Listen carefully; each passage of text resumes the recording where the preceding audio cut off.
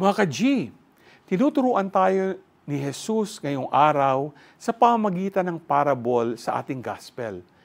Ito ay tungkol sa tusong katiwala. Akala natin mali ang ginawa niya. Pero ang point ni Jesus, hindi ang panlilinlang, kundi ang katalinuhan sa pagpaplano. Ginamit ng katiwala ang yaman ng mundo upang bumuo ng mabubuting ugnayan para may tumanggap sa Kanya sa oras ng pangangailangan. Ganun din ang hamon sa atin, maging matalino sa paggamit ng mga bagay na kaloob ng Diyos upang sa lupang ibabaw, makamit ang mga bagay na walang hanggan. Hindi masama ang yaman, pero ito ay dapat gamitin para sa kaharian ng Diyos, sa paglilingkod, pagbibigay, at pagbubuo ng koneksyon sa kapwa.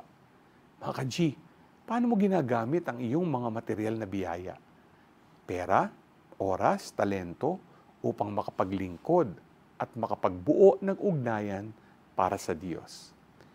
Maging matalino sa paggamit ng mga biyaya ng Panginoon sa iyong buhay para sa gantimpala ng buhay na walang hanggan.